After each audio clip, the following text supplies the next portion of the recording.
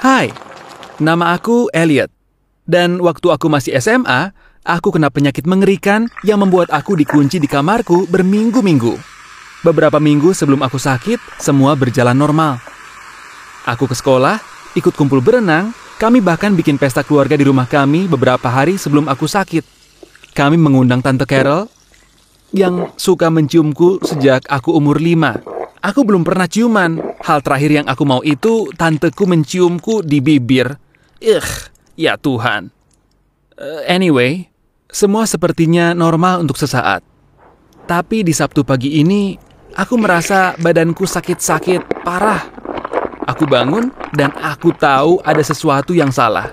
Rasanya jijik dan mengerikan. Kayak ototku berdenyut di bawah kulitku. Aku bilang bapakku kalau aku nggak enak badan, dan itu malah memperburuk keadaan. Dia mulai memarahiku, kesal karena aku malas dan pura-pura supaya aku nggak perlu pergi. Bapakku suka berenang lebih dari aku. Seakan dia mewujudkan mimpinya lewat aku. Walaupun aku gemetaran dan demam, aku berusaha berdiri dari kasur.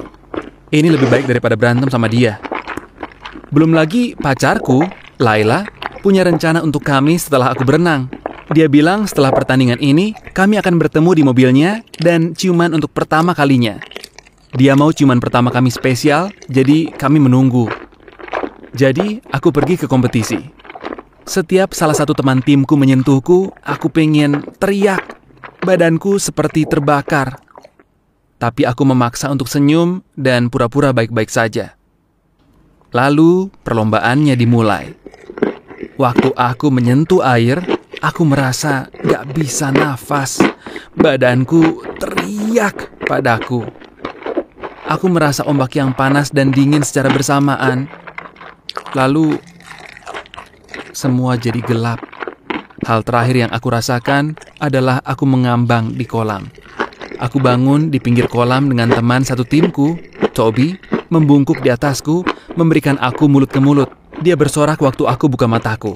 Orang tuaku bergegas ke sampingku, bertanya apa aku nggak apa-apa. Tapi aku nggak tahu harus bilang apa. Aku nggak mau bikin keributan lebih, jadi aku bilang aku nggak sengaja menelan air. Kompetisinya berakhir di sana. Aku minta maaf ke Laila dan bilang kalau aku harus pulang dan istirahat. Aku bangun di tengah malam dan hampir nggak bisa menggerakkan ototku. Waktu aku berhasil duduk, aku lihat bayanganku di cermin dan aku membeku. Ada bercak ungu di seluruh badanku. Saat ibuku melihatku, ia langsung buru-buru membawaku ke rumah sakit. Waktu dokternya masuk, mereka memakai baju hazmat. Aku nggak percaya. Untuk pertama kalinya, aku takut.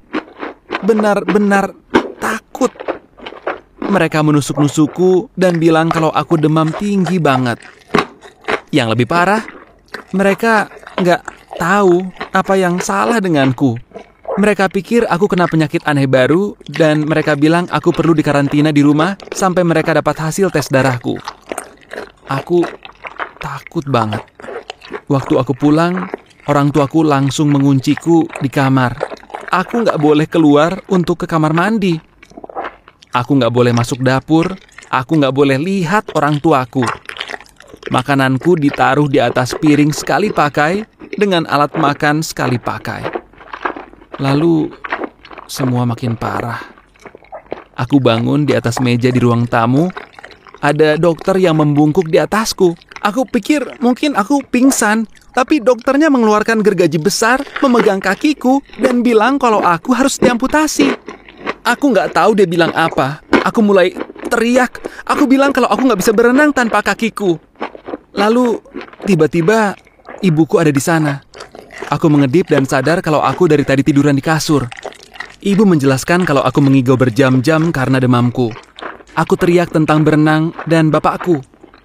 Aku merasa malu, tapi ibu kasih aku handuk dingin dan menenangkanku. Beberapa jam kemudian, aku mulai merasa normal.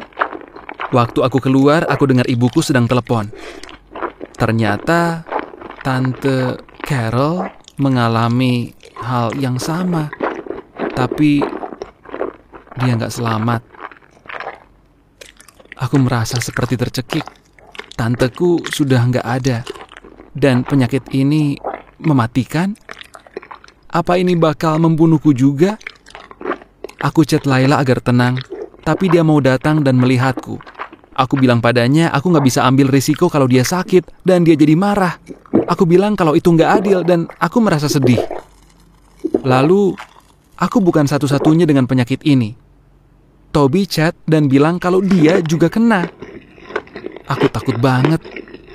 Apa temanku bakal mati? Apa semua tim renang juga kena? Aku chat Toby. Aku minta maaf untuk semuanya. Dan dia bilang kalau harusnya aku nggak ikut berenang kalau tahu aku sakit. Dia menyalahkanku karena membahayakan seisi sekolah. Dan dia nggak salah. Malam itu Laila mengetuk jendelaku. Aku sadar kalau dia juga penuh dengan bercak sepertiku. Aku minta maaf, tapi dia bilang dia nggak apa-apa. Sekarang kami bisa menghabiskan waktu bersama karena berdua sakit. Laila berbaring di sampingku, dan akhirnya kami ciuman pertama kali. Untuk pertama kali dalam beberapa hari ini, aku merasa nggak sendirian. Dia bilang kalau belum ada orang yang sakit lagi, dan aku merasa lega. Beruntung banget nggak tuh? Suatu malam, kami sedang tiduran di kasur. Teleponku bunyi, dan itu dari rumah sakit. Aku sadar mereka mungkin telepon tentang hasil labku, jadi aku angkat dengan semangat. Tapi apa yang mereka bilang bakal mengubah hidupku. Aku kena penyakit yang belum dinamai, dan mereka harus pelajari lebih lanjut. Tapi mereka tahu gimana penyebarannya. Kamu hanya bisa dapat dari mencium orang yang terinfeksi. Awalnya aku lega. Aku dapat ini dari tanteku. Artinya nggak ada orang di sekolah yang bakal sakit selain Toby dan Laila. Tapi aku belum cium Laila waktu dia sakit. Aku hanya cium Toby karena resusitasi jantung paru. Yang artinya aku menatap Laila. Mataku berkaca-kaca. Dan aku tanya kenapa dia selingkuh. Awalnya dia mulai menangis dan bertanya kenapa aku nggak percaya dia. Lalu akhirnya dia ngaku.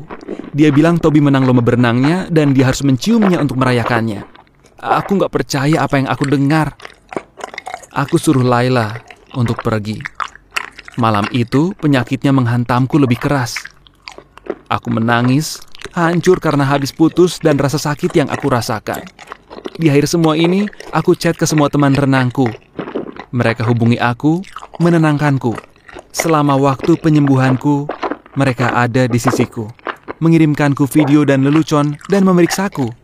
Suatu malam, waktu demamku lagi paling tinggi, aku buka jendela dan melihat teman-temanku di halaman.